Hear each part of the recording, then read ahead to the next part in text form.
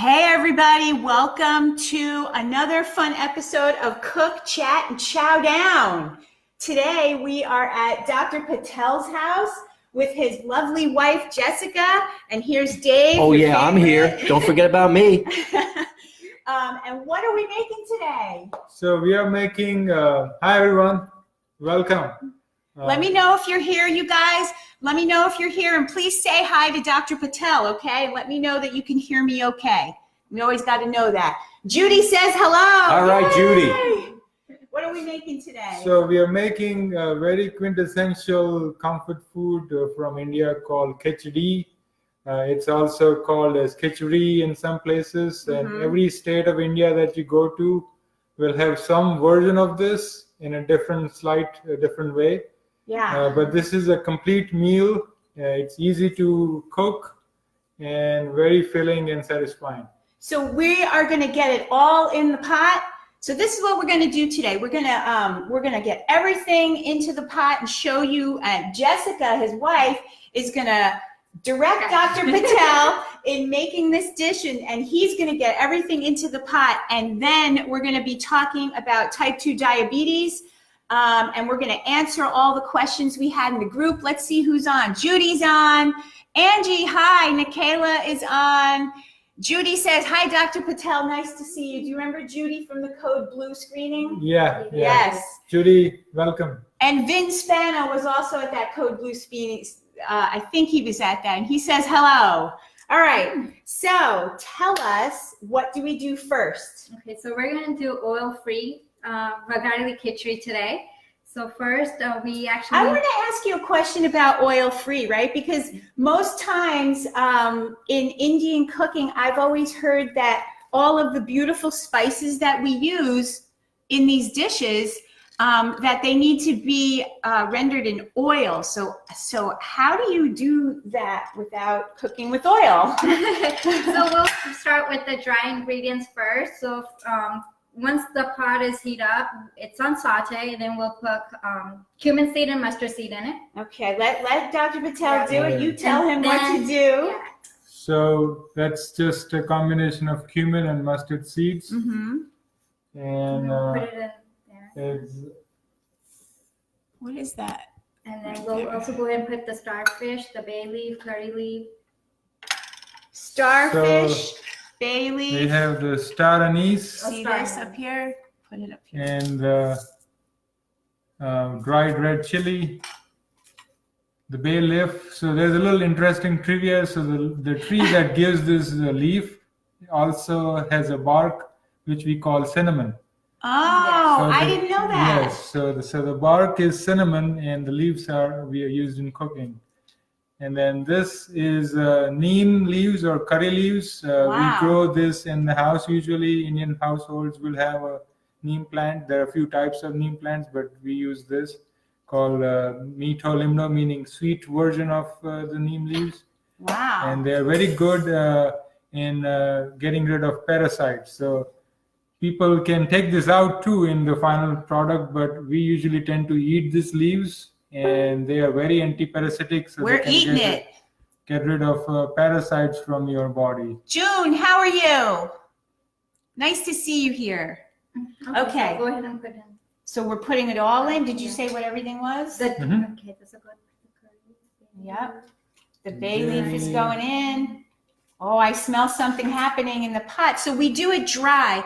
So, And so, we missed out on two Cinnamon. things. So there's the cinnamon sticks, couple of them, Ah, and wow, I can smell the spices. They're sort the of dry cloves, roasted. whole cloves. Wow. So a couple of those.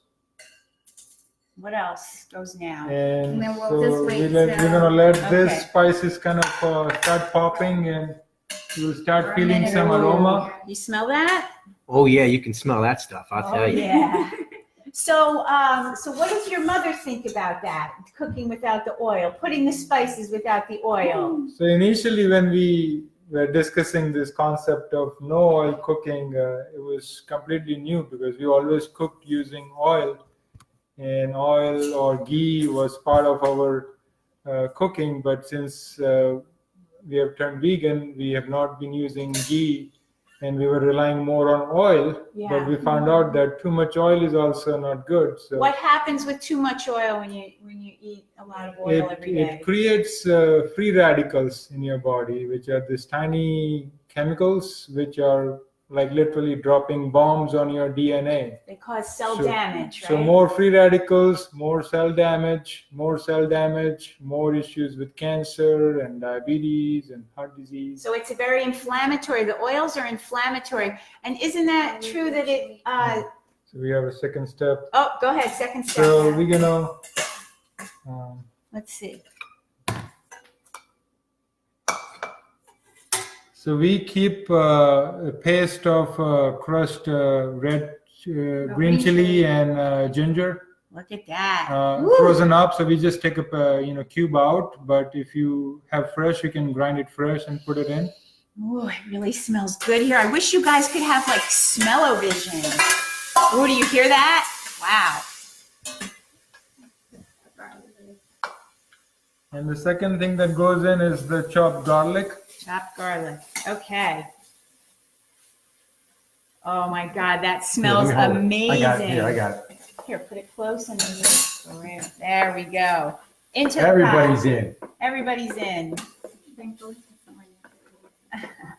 And then we're gonna go ahead and put the onions in. Look over there. I got you. There we go. I'll get out of the way now. There we go. Can you guys imagine how this is smelling? All right, so what was I asking you? Oh, I have also, studied about the oils and, heard Dr. Esselstyn's explanations of how oils damage the endothelial lining of the arteries and all of that, right? Yes. Yeah. So I was asking what does, put some more. Yeah, just go ahead and put everything in here now. all right, everything's going in. So what did your mother think All right. about? So we have cut up sweet potato. We have the purple sweet potato. Yeah, and we have some eggplant. So all that goes in. Now, Jessica, you were telling me you could put any vegetables, Yeah, any potatoes, Yep. any white potatoes, or what other vegetables have you done this with? There is an Indian vegetable called bottle gourd or dudi, which is very waterous. It What has is a lot it? of water. How do you spell it? Bottle gourd. B-O-T-T. Bottlgourd. Oh, gourd. Okay. This is just Frozen the veggies. frozen vegetable mix with beans, peas, and corn and carrots. I think You can also put green beans in here. pepper. Oh, you got me. I'm sure. Yeah, it's the. Yeah, that's the red pepper, right? You Yeah. getting me? So Okay. now, What else? Put in the dry fruits. You call them dried fruits, huh? Dry fruits, yeah. And what are So- they? Some nuts. you don't have to, but you can enhance the dish using some peanuts, some cashew, and some almonds. Right, and not too many either, just a little bit. So, Yeah, so it's you're a- lucky if you get a bite of that. Is that how that goes? Yeah, it tastes pretty good when you put the nuts in there. Yeah. And she calls it dried fruits. Isn't that neat? That's so cute. And you go ahead and put everything in there. This is red chili powder. This is the I garam can't masala. see it. Yeah, I'll bring it up garam more. masala. There you This go. is red chili powder. This is the garam masala powder. And this is powdered neem leaves. So the green leaves The that I curry. showed, this is Yeah. the dried powdered version of that. Wow. Wow. Patty, how are you? And turmeric. Don Golden is on and David Day is on. How are you guys? Go ahead. What else? So this is turmeric powder with asafoetida. So half a teaspoon of asafoetida and a tablespoon of turmeric. Oh my goodness. So you still haven't put any liquid in the pot. You just rendered those dry spices and then we dumped all this other stuff in and Go the ahead, put in the whole thing. That's fine. vegetables.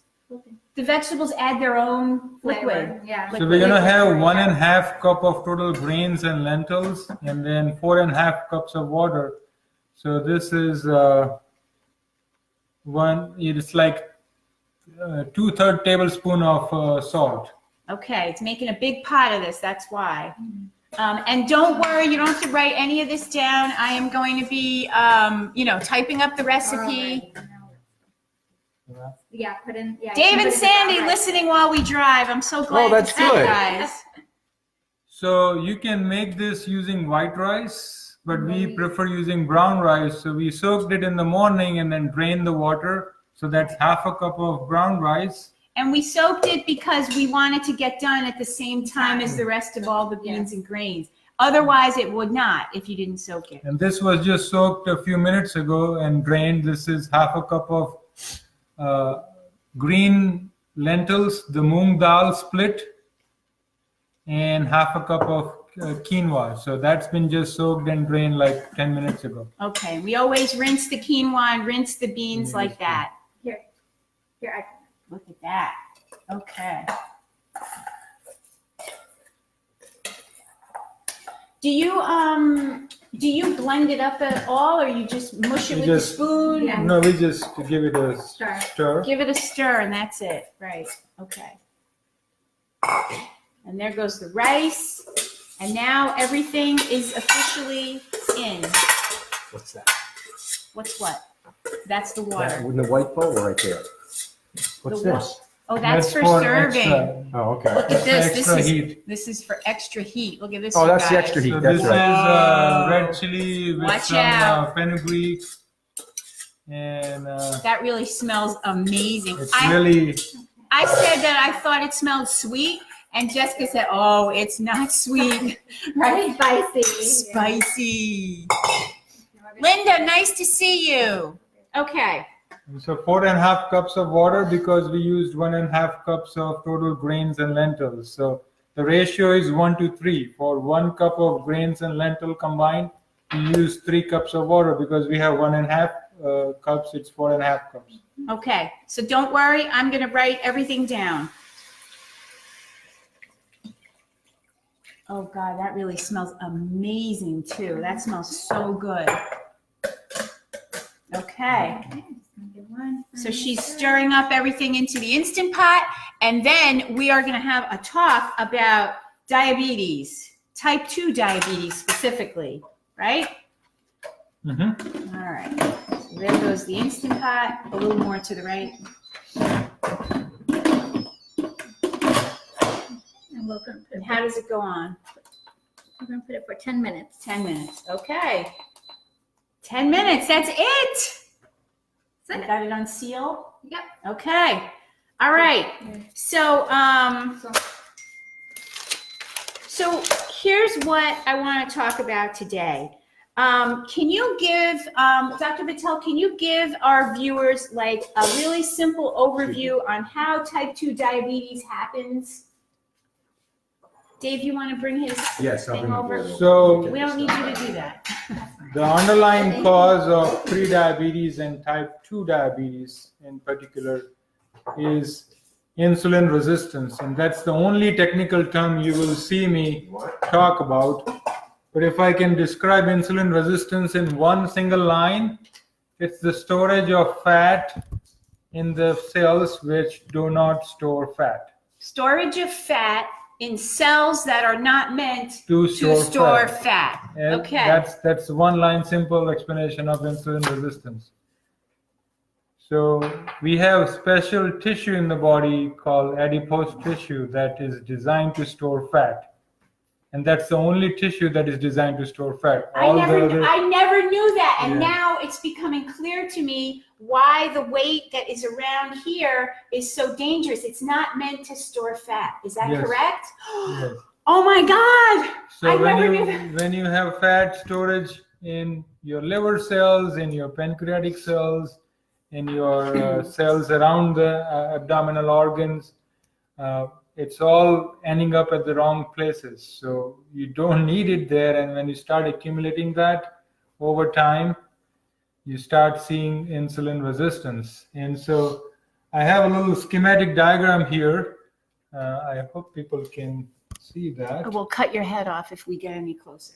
I There you go. I Yeah, turn you- down. So this is He's going to turn down his height. yeah, this is a cell, and this green little things here, if you can see, are insulin receptors that I've drawn, and this eye in a blue is actually the insulin. trying to get in, right? So insulin binds to the receptor, and there are a bunch of enzymes on the inner portion of the insulin receptor inside the cell, which are supposed to all happen. There's a cascade of chemical reactions that is supposed to happen, and that will make these tiny channels called glucose transporters, which are circulating around inside the cell to go and plug themselves into the cell wall. So those channels will actually allow the glucose to enter the cells. And that's how the glucose is used by the cell, structures to create energy. Now, if there's fat all over that cell, what happens? So there's going to be some fat deposition, fat droplets in the cell, but when it starts exceeding a certain percentage, it starts affecting this inside cascade of chemical reactions through different DNA pathways, and the reactions, they don't happen the way they should be happening. So your body starts sensing that the glucose is not entering into the cell, so the pancreas releases more insulin. With that extra insulin, your cells can somehow get the glucose in. But that process keeps getting worse and worse and worse, because guess what? We are not looking at the primary thing which is causing it, which is buildup of fat inside the cells. Where it doesn't belong, because Yeah. it's not meant to have that. So we reach a point where our cells have become so insulin resistant because of the buildup of fat, that in spite of max capacity production of insulin by your body, you can still not get the sugar into the cell. And that's when it starts running outside into the bloodstream, running high. And that's pre-diabetes in early stages, and then type 2 diabetes when it reaches beyond a certain stage. Wow. I never really knew that. So that's the reason why the belly fat is a risk indicator for type 2 diabetes. It's not meant to have all store fat there. Yeah, It's very dangerous. You don't want to carry a 30-pound or a 50-pound vest Or 100-pound. around your body. That doesn't need to be there. Wow. Okay, so that's how it happens. So then what does it do to, so type 2 diabetics who are taking insulin, what does that do when they're shooting the insulin, injecting? So like I described that, We don't need more insulin. your insulin resistance is getting worse. So you are injecting more insulin, and that higher dose of insulin is insulin on top of what your body is making. So that extra insulin that you're injecting is helping you compensate or circumvent that insulin resistance to a certain extent. But again, what is happening is, if you don't change on what you're eating, and you keep eating the processed foods and the soda and the refined foods and animal foods, which are loaded with fat and animal protein, you're making the process of insulin resistance worse and worse. Even if you have more and more insulin. So you may start with 20 units of insulin a day, and things may be fine for 6 months, a year, but then you'll start noticing your sugars are starting to creep up. Right. And your doctor tells you to increase the insulin. So now there is more insulin, which converts the junk food you're eating into more fat, which keeps worsening the process. So on one hand, you are having to take more insulin, and on the other hand, your same insulin that you take is converting the junk and processed foods you eat into more fat inside the cell. So eating the same way, you're never going to come off insulin. You're going to keep needing more and more and more It insulin. gets progressively worse. You're not really curing your diabetes. It just gets worse and worse and worse. But if you change the way you eat, and you start eating more fiber-rich foods like fruits, vegetables, beans, and whole grains, you are now working on reducing the fat buildup in the cells, because all those 4 foods I mentioned are naturally lower in fat. They're not zero fats, but they are lower in fat, and that helps to start cleaning up the cell. So now you start needing less and less insulin. I've had patients who within 4 or 5 days of going whole food plant-based Yeah. can start having to cut back on their amount of Like insulin. Big Steve, we did a cook chat and Chowdown just a week ago with Big Steve, and his insulin is more than cut in half, and he's already lost 42 pounds, It's and his amazing. cholesterol is normal, and his blood pressure is way down, and he is never going back. He said, Yeah. "Yeah, Once you taste the pudding, no pun intended, you're not gonna go back to the previous ways for the most part. All right. So has anybody had any aha moments here? So Florence, to your point, Florence is saying the person who needs to hear this won't ever listen. Well, that's not true because people are listening, right? But you did ask a question you did ask a question in the group on the thread, and we are going to be answering some of those questions very shortly. So let's see who else. Anybody else?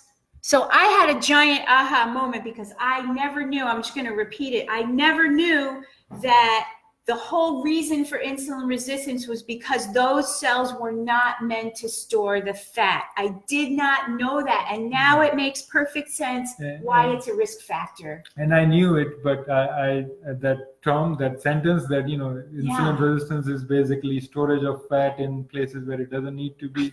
I borrowed it from John, our friend John, the health coach. John Van Vlartigan. Yes. So I like that line, so I include that. John Van Vlartigan is right. Vlartigan. That just makes it so incredibly clear. So I hope that you guys have had some aha moments. Nikayla says, this was extremely informative to me as a type 2 diabetic. Thank you for making it so simple to understand. See, people just want to know what it is. So how many more minutes we got going on this thing?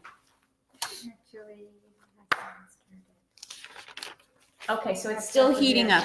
Okay, so if anybody has, so I have some questions that you guys all asked in a thread when I said, hey, who wants to have a cook chat and chat down with Dr. Patel? And you guys were like, yes, yes, yes.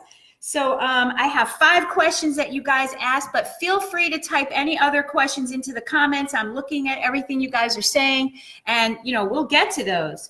Okay, so I think we might have answered this one. David asked, right? You're the one who wanted to know. He said, why is fat bad and how does it cause type 2 diabetes? I think we just had that explanation. Yeah. It's fat.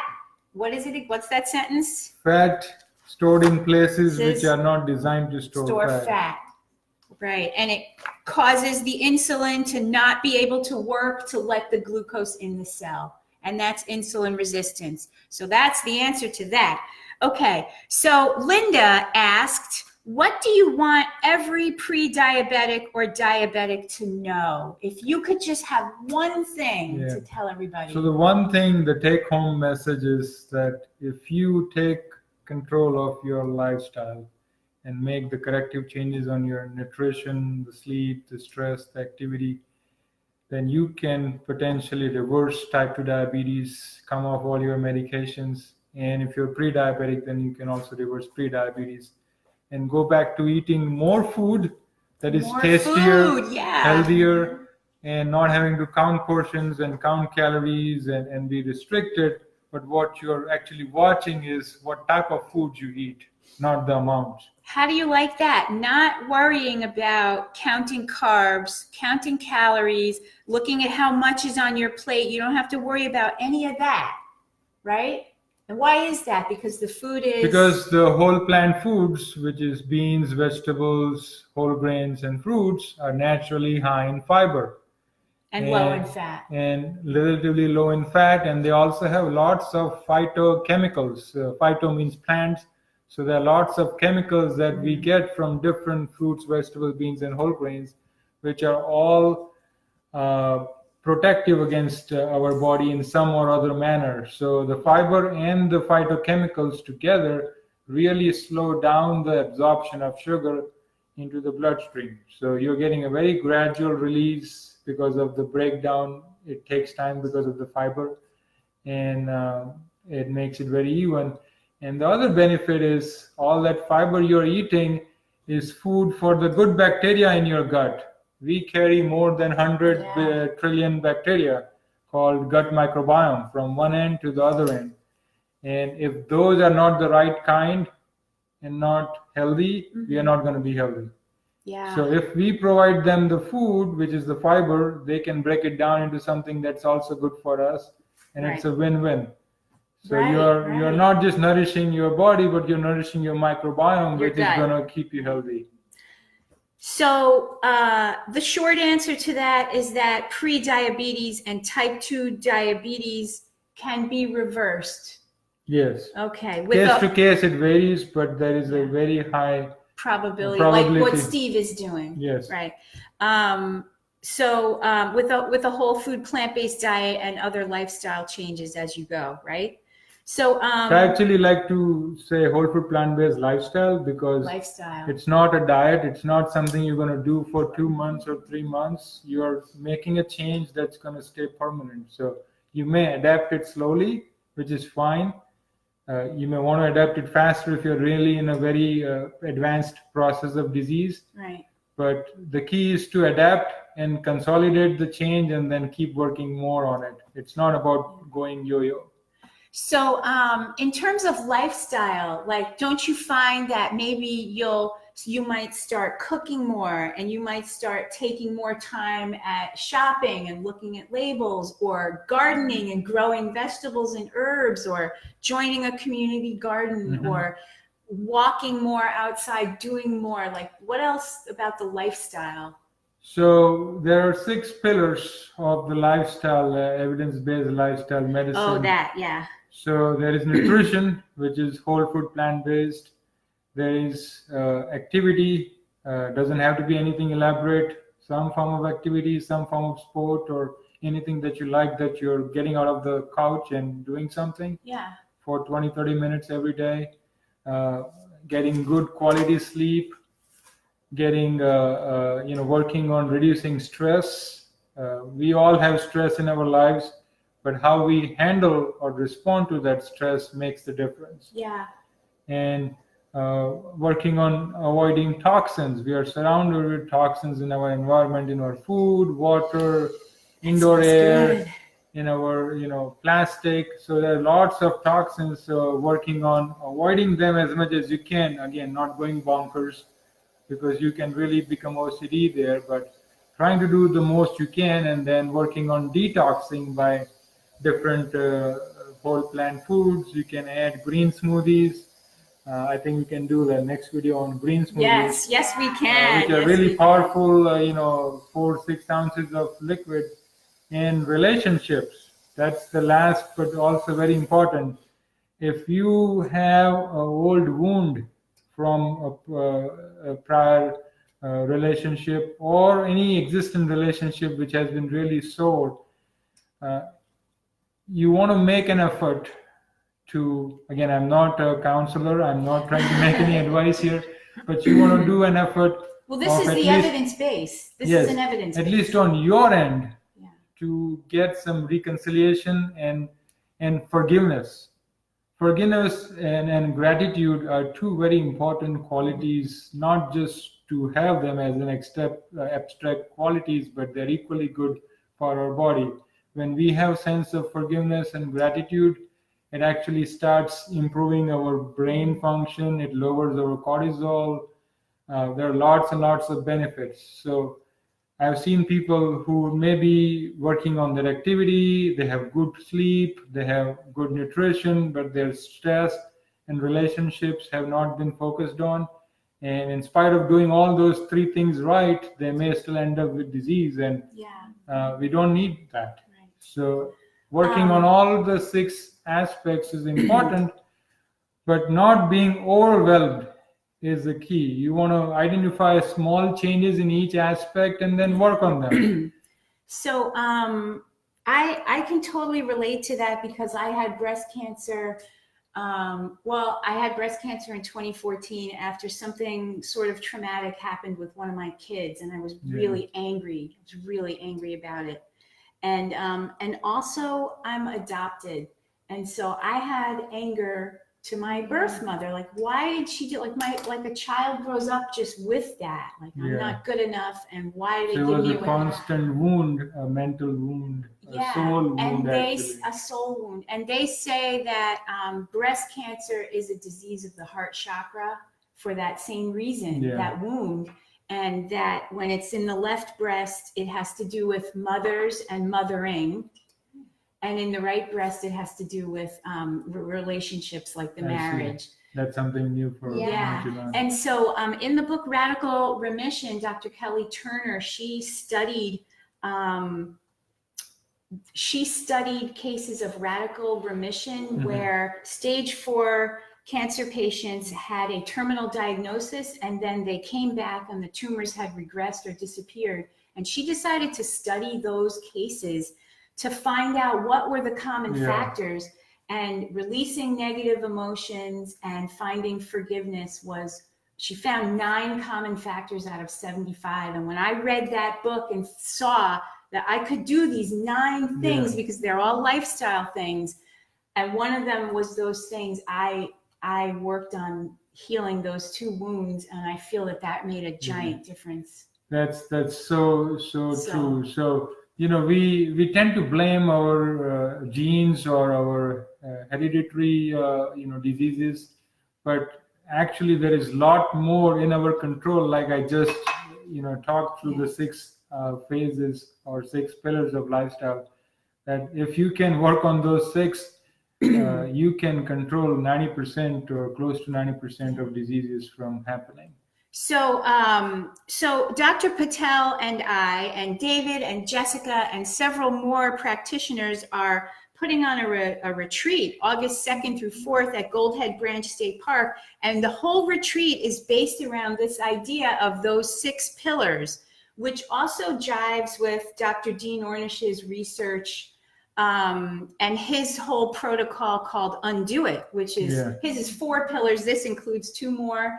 And so we're going to talk more about that when we eat, because Dr. Patel is going to be doing something really cool with those 6 pillars with a group at this retreat. So I'm so glad that you brought that up. So let's see what's going on over here. So before we go on to any other questions, the thing about type 2 diabetics and what do you wish every pre-diabetic and diabetic knew, which is that it can be reversed, is that's what you do in your practice, right? He is a preventive endocrinologist, so which means I what? think the logo is not clear here, but this is my clinic logo. It says Center for Preventive Endocrinology and Nutrition. Tell us, what does that mean? And so we came up with this name for the clinic because I focus a lot on prevention. Endocrinology, we see, all kinds of hormones and all the research we have. It's all amazing, and I have all, nothing but gratitude for all the researchers and scientists who have, found out all that. But the huge burden of chronic diseases we see today is from lifestyle. So all that research is there, but lifestyle is the biggest factor that you can control. That we control, and that we can actually change the expression of genes. You may have bad genes, but you can actually change the outcome depending on how you live your life. Right. So I am focused on lifestyle medicine, and I'm a board certified endocrinologist. I'm also taking up my lifestyle medicine boards later this year. So my focus... It's your dinner, not your DNA. Yeah, thank you. My focus is to work with you, if you're willing to work with me, to get you off medications in a safe manner, not just saying, okay, stop everything and you end up in trouble, but and I always say that having a very monitored approach and working with somebody who can help you taper down off of those medications as you change your lifestyle. That is a big deal. Yeah. So my clinic is located in Wesley Chapel. For those of you who are local to the Tampa area, that's for you. We have a global group here, but a lot of my followers are local people. Sure. Yeah. So that is a big deal. Okay, let's see what people are saying. Patty is saying something that is one of the questions we had, the same question. June also asked this question. Can a whole food plant-based diet reverse type 1 diabetes. So what's happening with type 1 diabetes? So type 1 diabetes, your pancreas has been destroyed, the portion where it makes insulin. There are lots of different cells in pancreas, and they all make different types of hormones and enzymes, but the beta cells that make insulin have been destroyed completely. So unfortunately, you cannot reverse type 1 diabetes, but there is still a very good silver lining there.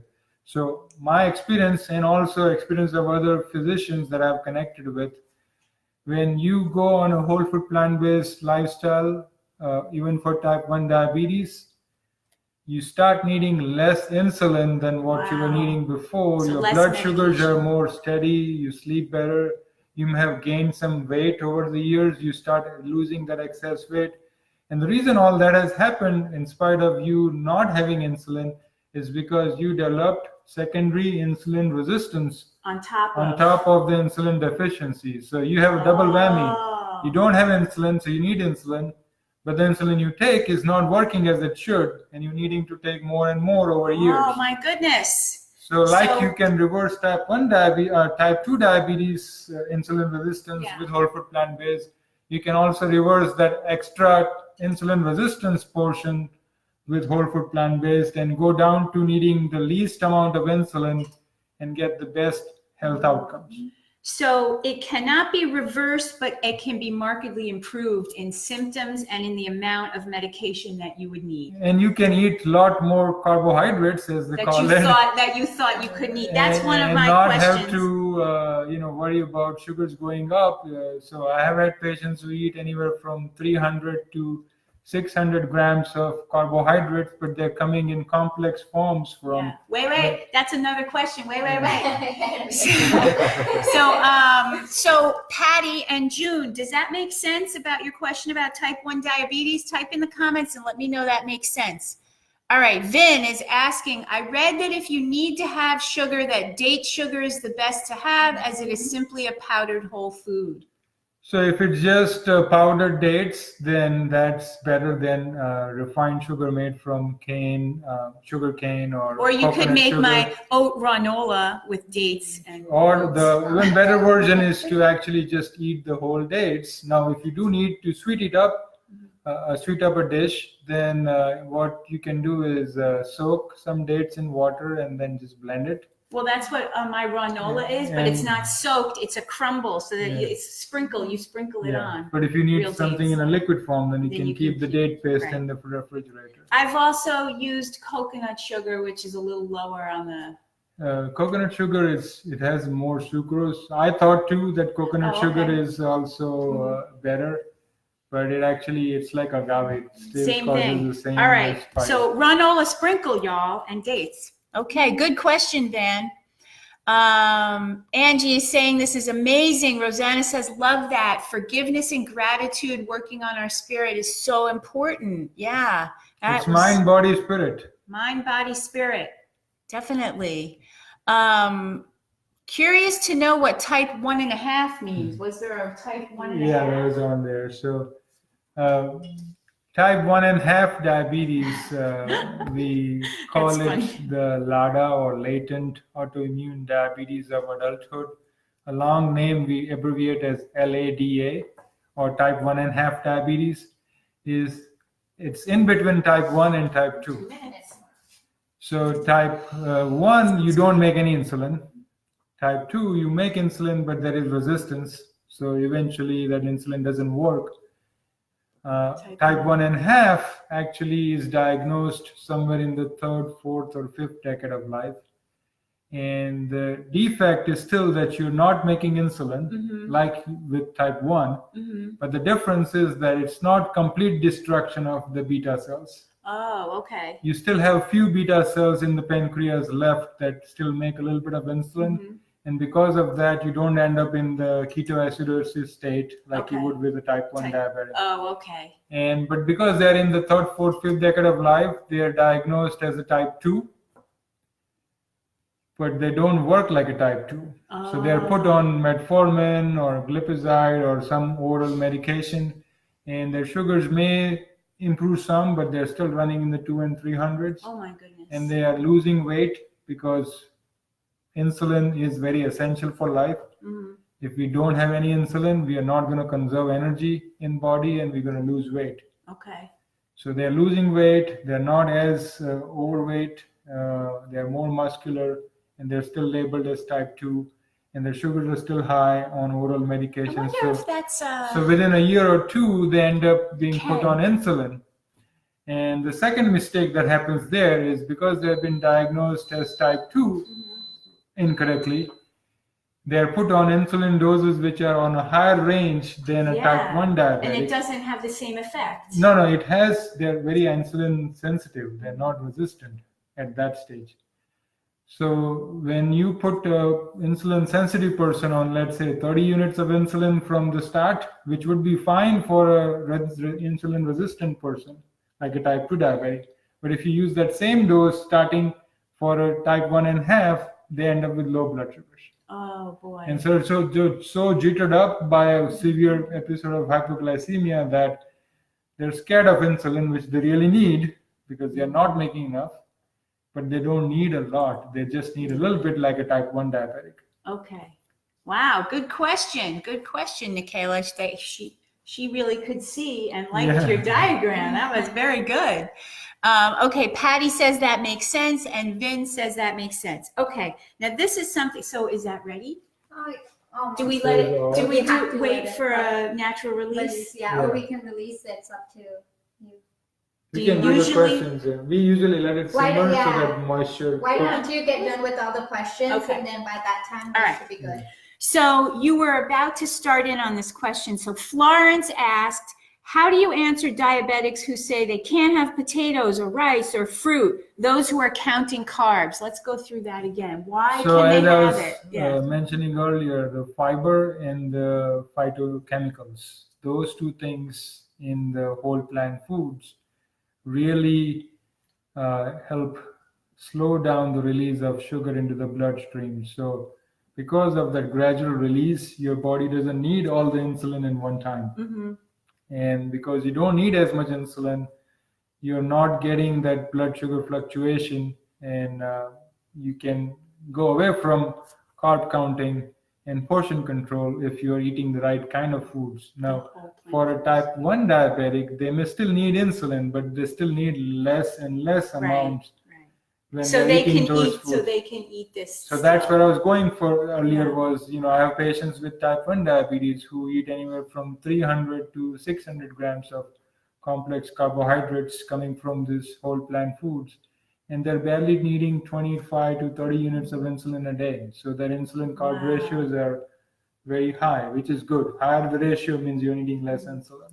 So these whole plant foods that are high in unrefined carbohydrates like potato, rice, and fruit are also high in fiber, which slows down the release of the sugars, and they're high in vitamins, minerals, antioxidants, and they're very nutrient dense with being very low fat. So a couple caveats that I would like to mention is, if you're looking at potatoes, white potato is a little more glycemically high because it has lesser fiber. So try to choose the purple or the Sweet. yams or the Yams. sweet yellow, orange sweet potatoes, which are high in fiber. And same with rice. If you're using rice, brown rice, because of the fiber content, Right. is a lot better in terms of blood sugar absorption. Now, once you have reversed it completely, if you had a little bit of white rice once in a while, it's not going to be a problem. Yeah. But while you're trying to work on healing and reversal, you want to avoid refined or processed versions of grains. Yeah. Okay. So Florence wanted a comeback for those people. She says she runs into these people all the time and does not have a good one-sentence line about that. Yeah, one sentence. One sentence. Maybe we'll work on that and we'll put it in the comments. How about that? It's We'll work on a good comeback yeah. for you. Okay, Florence, because that's a really good point. And obviously, you're not a doctor. You're not going to explain this whole thing, right? So Elena has a great question. What about if you don't have diabetes, but you are overweight? What is it when somebody's really overweight, but they're not very sick? What is that? What's going on inside? So we were having this discussion just a few minutes earlier. So there's actually a term described as metabolically healthy obese, MHO. Yeah. And scientists and researchers, physicians were also scratching their head a few years ago because we were finding people who were obese or overweight, and they were not seeing the type of disease that you would expect, with their blood pressure or cholesterol, sugars. They were not manifesting any of those usual things. And so they studied them and they followed their health parameters and all that for 10 years. And what they found was that by 10 years, you may start out as someone who is overweight or obese and doesn't have any disease process that is very evident. But at the 10-year mark, which could be 2 years, 4 years, 6, 8, or 10 years, but depending on the person, majority of those people at 10 years ended up with metabolic syndrome. So high blood sugars, high cholesterol, high blood pressure, Cancer. Right. cancer. So, disease.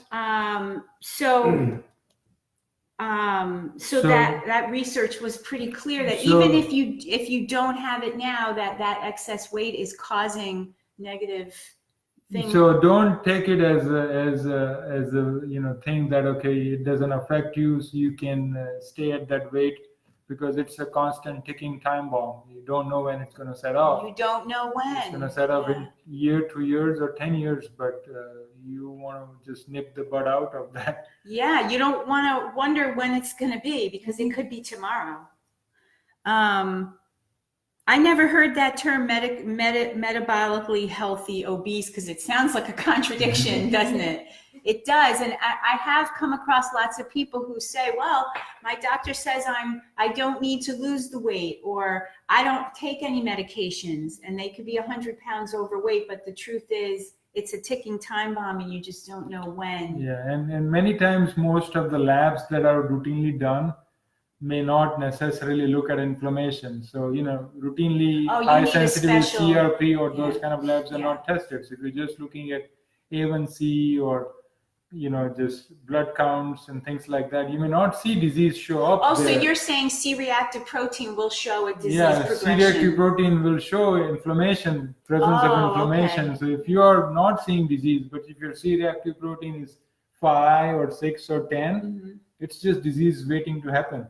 And what were you saying about obesity and cancer? You were saying even if you don't have the high blood sugar or the blood cholesterol or high blood pressure, just having extra weight is an independent risk factor for getting cancer. How much extra weight? 30 pounds? Anything that is not supposed to be there, but you start seeing. Like we said before. The weight on the arms or legs may not affect you as much, but the weight around the belly is very. What about the weight that's all here? So different ethnicities have different weight distributions. Indians have more deposition here. Caucasians could be all across the body. But what we also need to understand is it's not just inert fat. All that extra fat deposition is very metabolically active. There are 600 plus cytokines, which are chemicals and hormones that the fat cells release. I know it releases estrogen in a woman, which is dangerous for a breast cancer survivor. And it's also releasing more estrogen or converting more testosterone into estrogen for men. So they're at more risk of prostate cancer. Oh, I did not know that. Yeah, wow. If you're obese, you're having more conversion of testosterone into estrogen in your fat cells. For a man? Yes, and the higher the estrogen level, every man is going to have a little bit of estrogen, but when that level starts skewing more towards estrogen and less testosterone, it's not the testosterone going down, but it's the estrogen level going up, which is going to promote more prostate cancer growth. Wow, I did not know that. I did know that obesity is a risk factor for cancer, but I didn't really know why. And you're saying there's 600 different 600 plus chemicals. It's not reactions. Just inert fat sitting in your body. It's 600 plus chemicals. Acting. and you want to get rid of that as soon and as safely as possible. And people go into different aspects like liposuction and removing fats, and so it may get rid of that on an immediate basis. But if you're still not correcting your lifestyle, you're going to build that back. Wow. Okay, let's see what's going on. I have had several aha moments here. My goodness. Judy says, being overweight catches up with you. Nikayla is saying, there we go. Nikayla is saying, that sounds like what's happening with my sister. I'm glad you discussed this. And Judy says, sounds just like me, obese and was healthy until I wasn't. Yeah. You're healthy until all of a sudden there's an event. To give a simple analogy, it's like the tip of the iceberg thing. Oh, the iceberg's on the top of the water. So you may see something on the top, but there's a lot more under the water. And if you're just seeing a little bit on the top and thinking that it's just little and we are fine, you're missing out on the whole. What's going on underneath? You just don't realize. Don Golden is saying, what was that test you mentioned, the C-reactive protein? So there is a C-reactive protein, and then there is a more sensitive version of it called the high sensitivity, so HSCRP. Yeah. Say it again. What is it? High sensitivity. HSCRP. So high you want sensitivity to C-reactive you want to keep it below 1. Below 1. Okay. Don is saying, can a whole food plant-based lifestyle improve low testosterone? So many times, low testosterone is also happening because of excess weight, which is actively converting the testosterone into estrogen. So, and that's one aspect. The second aspect is all the sex hormones, testosterone, estrogen, progesterone, are circulating in the body bound with a protein called SHBG. Okay. And that protein binds and carries almost close to 98% of all those hormones. Wow. So only 2% is the one that's freely available to the tissues. Mm-hmm. So when you're checking testosterone, you're usually checking total levels. Free is also checked, but mostly it's total testosterone. Yeah. And that's going to be low, but your free may be normal because your liver's ability to make SHBG goes down when you build up more fat. So that fat is not. So when you get rid of the fat, the liver's ability to make SHBG comes up, so your total testosterone levels comes up too. And secondly, because you're not having excess fat, you're having less conversion of testosterone into estrogen. What you just explained. Does that answer your question, Don? So yes, a whole food plant-based lifestyle can improve low testosterone and also blockages in that area. And yes. It's not just a low T problem, it's a plumbing problem for all the men out there. Yeah. I see men with those issues, and it's not just testosterone, because I've had men who have been on testosterone shots or gels, and the levels are up in the 900 and 1,000 range, but they still don't get any benefit in the bedroom. Because it's not just a testosterone issue, it's also a plumbing issue. Where's the yogurt? Oh, okay. So it's a plumbing issue. Keep going. So what I was going to mention is there is one food which can actually prevent, to a large extent, the conversion of testosterone into estrogen. And that's mushrooms. All mushrooms? All different types of mushrooms have these chemicals in them, which prevents that conversion. What is happening over here? The key is to make sure you cook them, either saute them or put it in a soup or some kind of stew. Show us what you're doing there. Don't eat them raw. Whoa, it's happening. It's happening. Don't eat them raw. What happens if you eat them raw? You don't get that benefit? There's a particular compound called quercetin. Sorry. Right onto that. Which is sorry, I was going to mess up your laptop there. which I said anything goes. I did say that. which that particular compound is a little toxic. So if you heat it up a little bit, or saute it, or put it in a soup or Okay. stew, it kills that particular, deactivates that Right. particular toxin, and then everything else is just good. And that does what? It has quercetin, which helps what? No, that's the toxic compound. Oh, So that's we the need to deactivate it. It deactivates it, which helps what? Because I was going in the fridge when you said it. We don't need that toxin in our food, in the Right. mushrooms. So that's the purpose of not eating it raw. No, you said there's one food that helps. So mushrooms also have chemicals which block that enzyme which converts testosterone into estrogen. Oh, okay, I got it. Can So if help you with can that. block that conversion, you can have higher testosterone levels and not have high estrogen. So mushrooms, guys, mushrooms.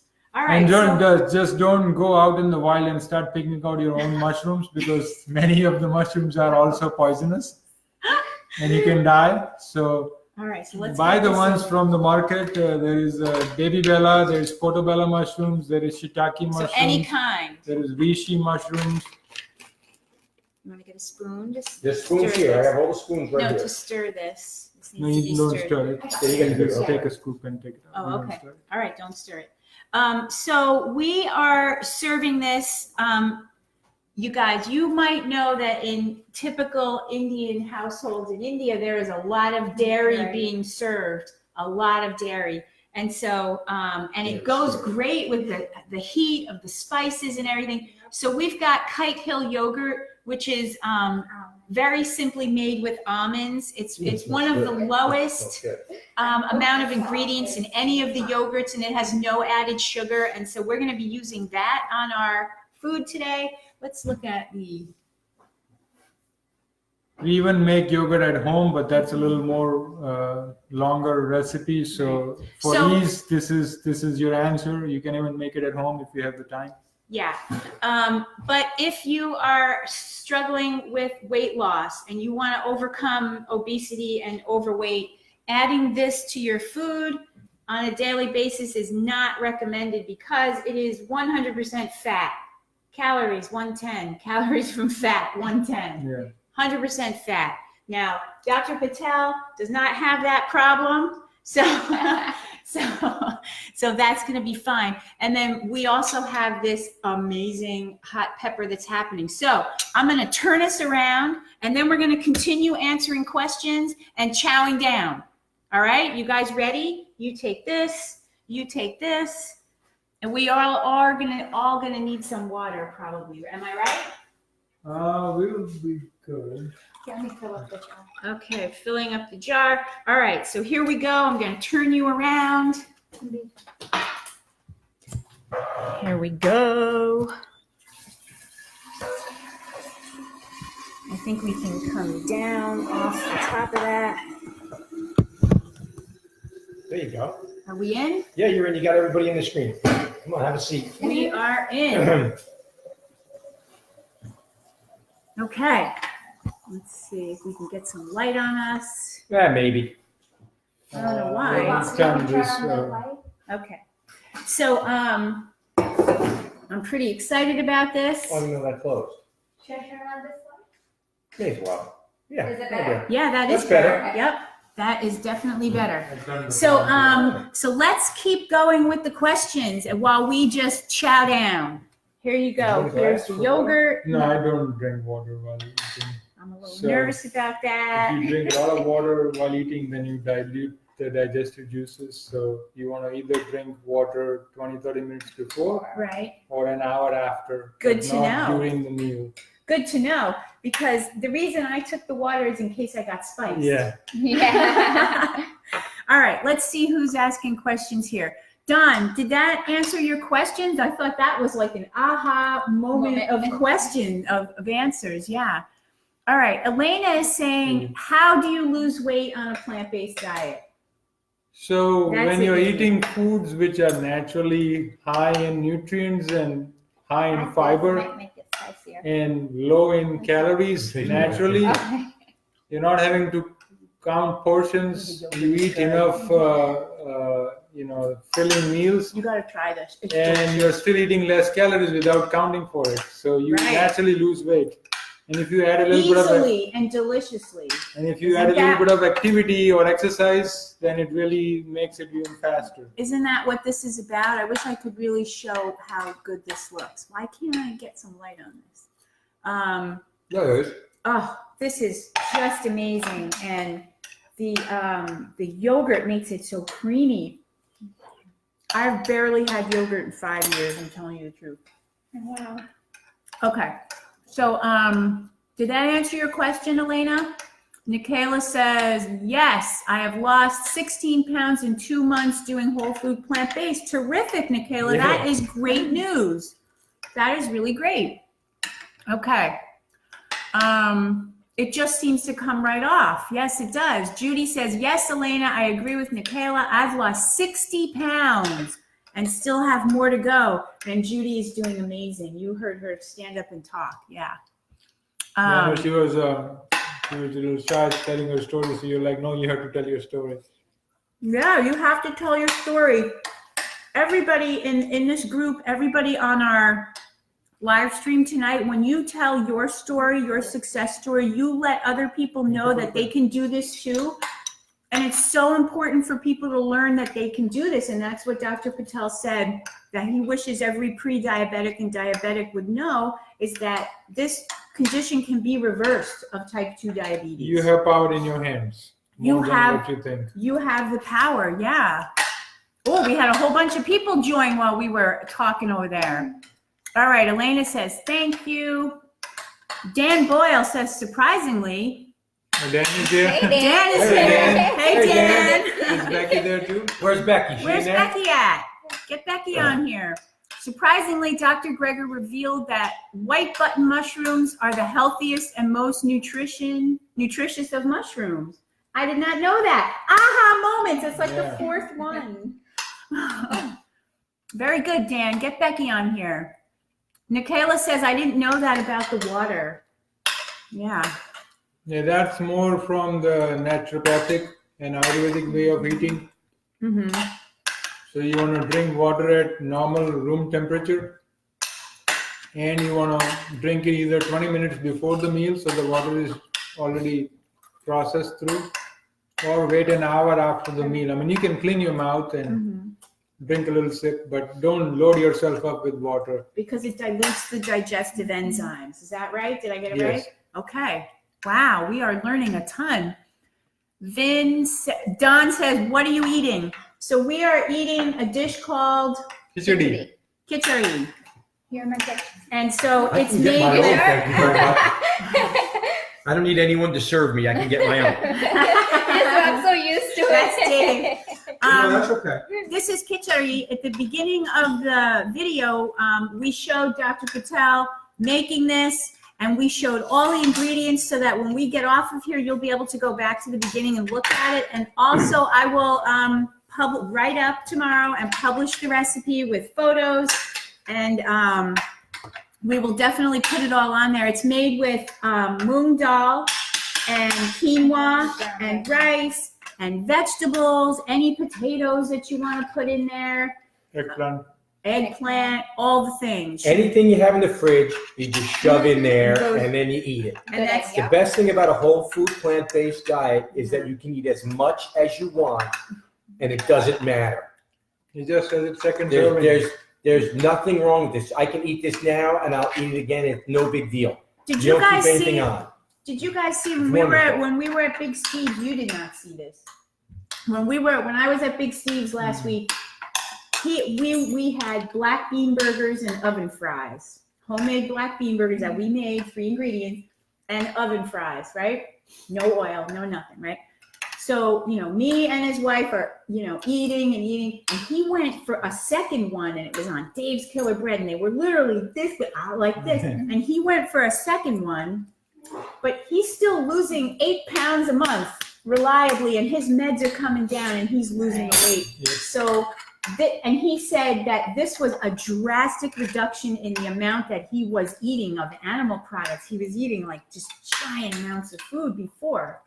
So Well, yeah. It's an example of how the food, that type of food, works on the inside. I can tell you from my experience with type 1 diabetics, not just type 2, but type 1, within few days, Yeah. not a week or a month, just 2-3 days, if they start going whole food plant-based, they have to start cutting back on their insulin. So that quote that I put on the visual of you in the group, that was about the study about the 2 weeks. No, that's for type 2 diabetics. Oh, you're What saying I'm type mentioning is 1. about type 1 Oh, who have okay. added insulin resistance on top of Right. not making insulin. So within a few days of eating this way, they start having their sugar goes low if they take the same doses of insulin, so they have to start cutting back. Wow. They're not going to come off, but they're reducing the amount of insulin by like 40-50%. Because we're talking about type 1 diabetes. Okay. Vin said, it's good, I'm full for you. That's making me hungry. And it's not too spicy. It's just right. Oh, the right put some amount more of heat. this on. No, it's just right for me. Personally, it's just right for me. I didn't think it would be because they cut it down, but it's just right the way it is for me to taste it. I really like it. It's really very good.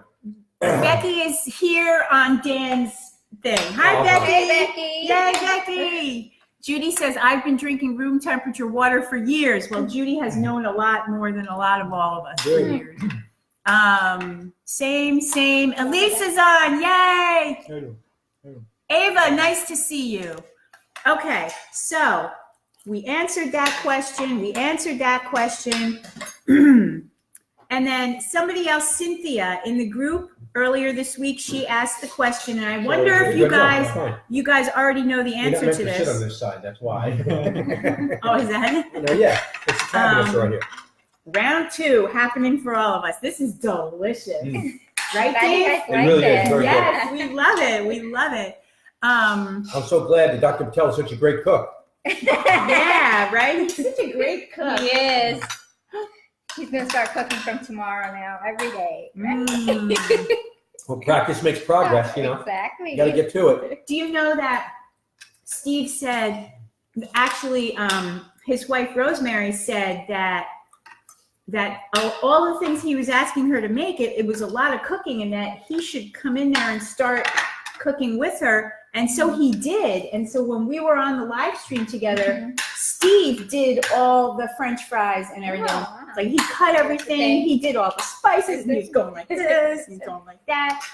And she was saying how he's taking a more active role in the kitchen. And I think this is an example of that whole lifestyle change. Yeah. You don't just sit back You're and go finding- and drive through.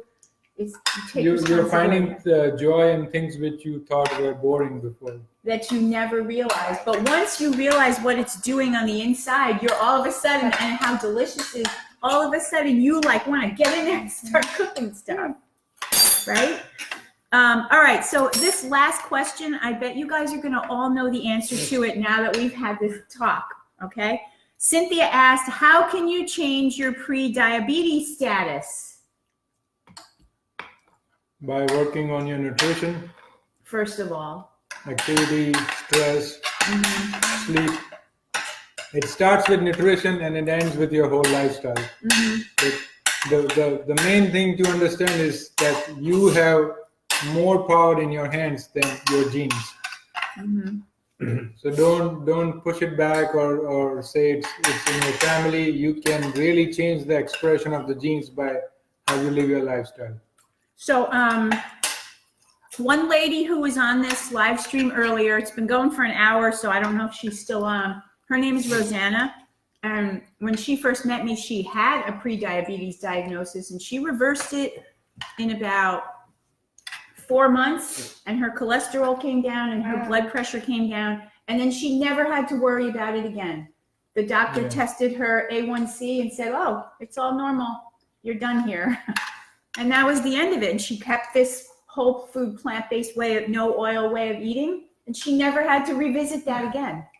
And the thing is, once you have reversed it, let's say you were out or you were with friends and you ate something that was not necessarily whole food plant-based, one meal, maybe, once a month or a couple times a month is not going to mess things up. You want me some more? Sure. And you're actually going to see the bad effects of that one meal. Bad meaning, you don't really feel much good after eating that. You might feel sick, actually. So bad in that terms, but one or two meals a month is not gonna, derail your health. But the more experiences you have like that, you will eventually either, plan better or maybe eat before you go out, or, pick on things that you can, whole food plant-based wise, and just, be more comfortable. The key aspect is to, when you're adopting these changes, to not do them with stress in your mind, because if you're stressing about it, you're defeating the purpose, because high cortisol is gonna. Yeah. Is your dad gonna have any? Yeah, would you like him to come out and have I some? can ask him, but he's waiting on his Mom. mom. Yeah. Okay. So I think she's almost here. Okay. So that's a good point. So all of these things, let's just see if there's any more. Hold on a second. There's one interesting thing. Every doctor that we've sent in the plant-based nutrition movement and the people that we've seen at all of our talks and all things, they always talk about sleep. And they always talk about you got to get at least 8. So the sweet spot is like between 7 and 8. Anything more than that is detrimental. Anything more than 8 or 9 hours, it goes in the opposite direction. It's more harmful than it is good. It's as harmful. So as the whole not thing getting is that if you're overweight and you have a CPAP machine and you're not sleeping your 8 hours, there's something you're gonna have to do about that, because it's really important to get that sleep that you need. It's not something to just blow off. I mean, I remember I used to work 18-hour days and all the other stuff like everybody else did, and you're lucky you get 4 hours one day and then you get 12 the next day and whatever the heck it is. But you have to try and get in the circadian rhythm, I think is what it is. You have to get in that rhythm of sleep so that you know that you're getting your rest. Because if you're not getting your rest, it's what happens with all the rest of the diseases. You're putting stresses on other parts of your body that are making that happen. So sleep the sleep can help is really you. the big thing.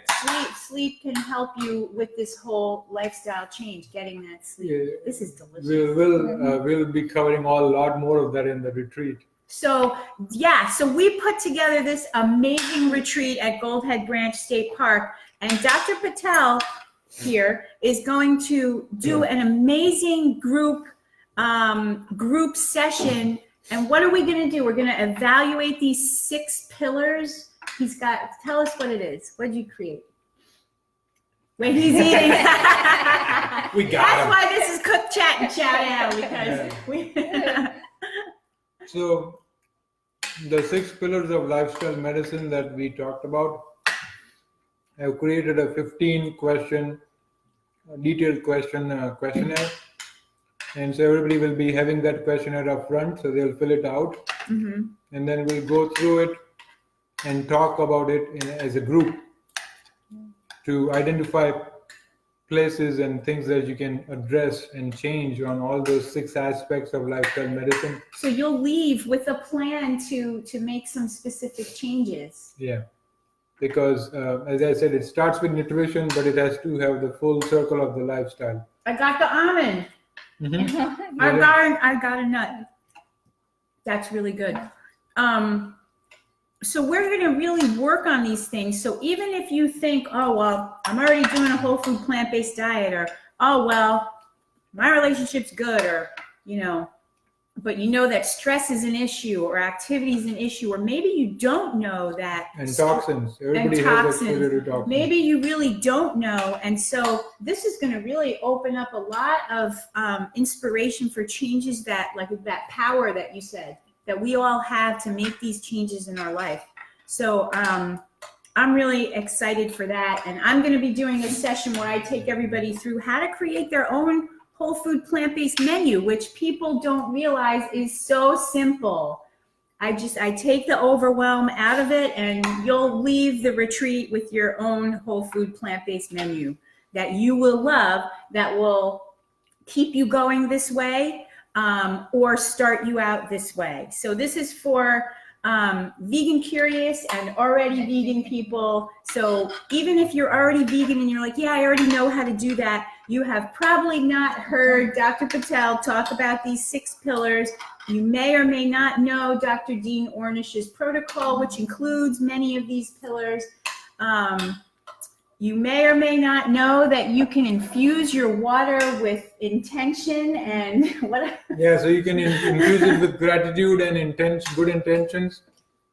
but also you can put a few twigs of mint, or you can slice a lemon, orange. You can create your own infused water rather than putting more crystal light and chemicals in it. And we're going to be doing all of that. And not only that, I rented 12 cabins on the lake at Goldhead Branch State Park. And just in case you're like worried about this, the cabins are air conditioned and they all have refrigerators so that, you don't have to worry that it's the middle of August in Florida. It's going to be terrible.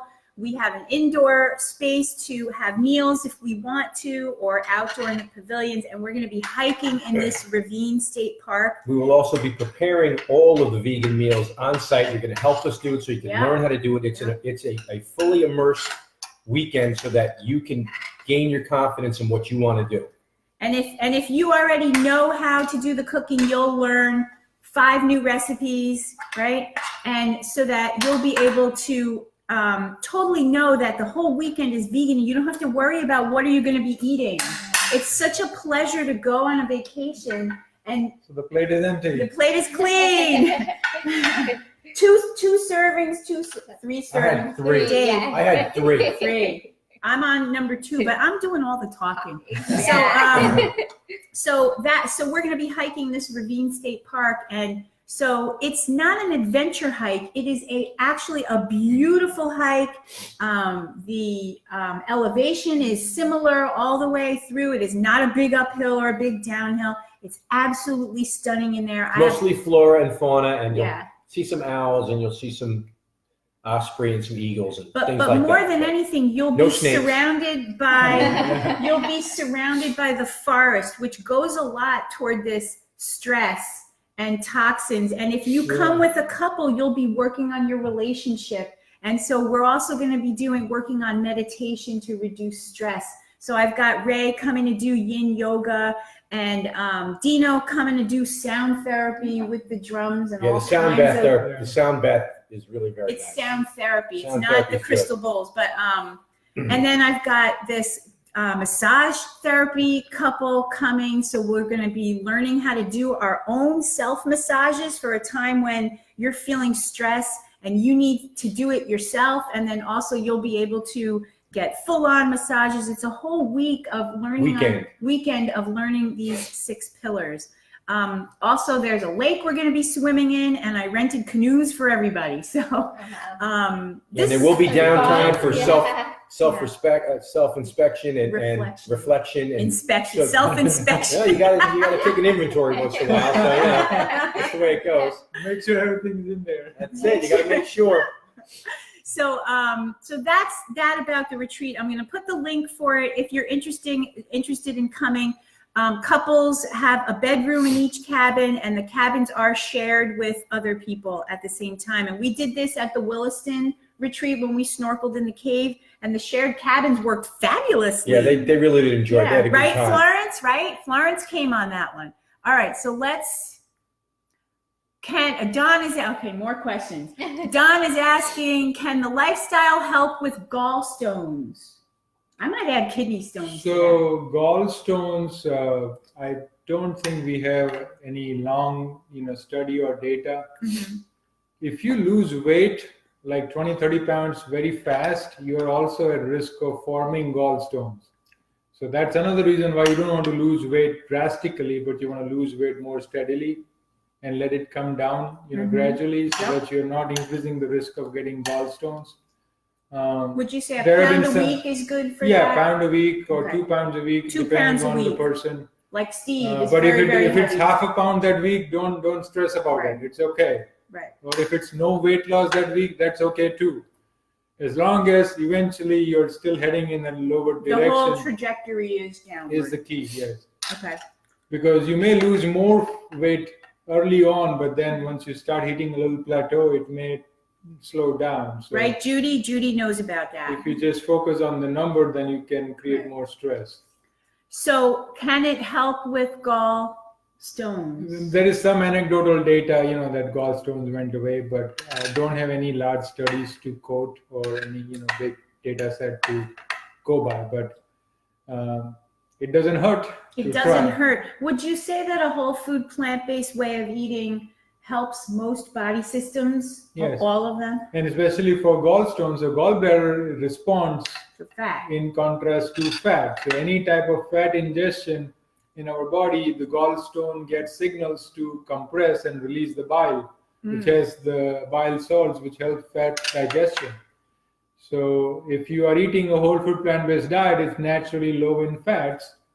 You're gonna definitely help relax your gallbladder Yeah. and not have it work overtime, but work less, and it lowers inflammation throughout the body. So it can lower inflammation inside the gallbladder. That's all good. So that was a good answer for that.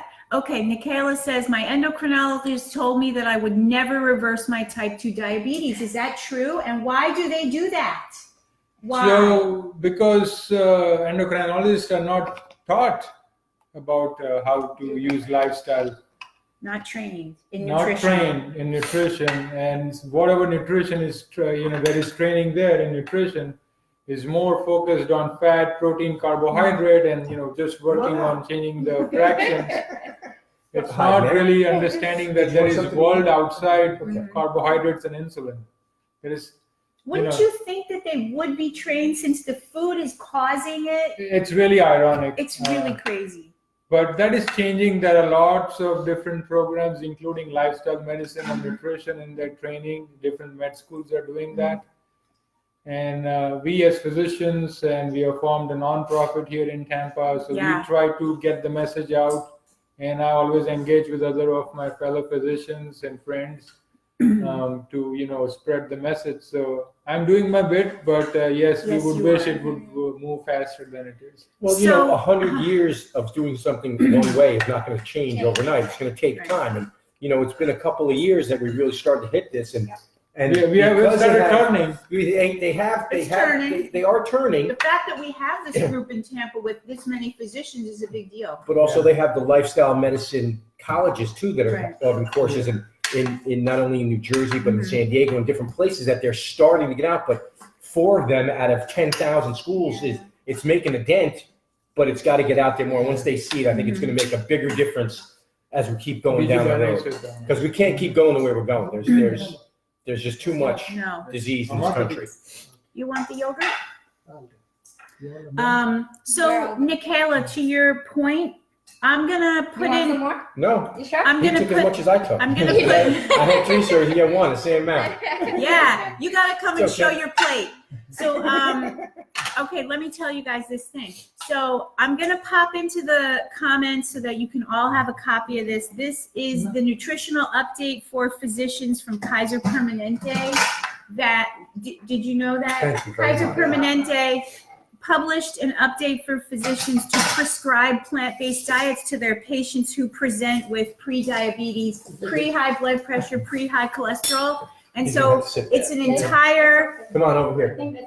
it's an entire meta-analysis of all the data that shows that these conditions can be reversed. And they give patients a 20-page booklet as Everyone, well. that's my dad, Pravin. Yep, see his plate? See this big plate? And look how little his dad is. Glad you joined us. That's terrific. Thank you. So, Nikayla, you can print that and bring it to your doctor because it is a published study in the Permanente Journal. All right, let's see what else. So, Nikayla, no, that is not true. What you heard here tonight proves that you can reverse type 2 diabetes. And if you want those explanations again, you can go back when we're done here. You can go back and listen to Dr. Patel explain it all over again until you understand. I also highly recommend you watch the documentary Forks Over Knives, where they explain in very great detail how this way of eating reverses type 2 diabetes and heart disease. Okay. Vin says he really enjoyed our cook chat and Chowdown. Thank you. Of course. Elisa says, I'm so making this. Yes, definitely, definitely. Judy says, this has been absolutely amazing. Nikayla says, thank you for giving me hope that this lifestyle can help me. You've already started, Nikayla. I heard you already say that you've already lost weight and you've already started, so keep going.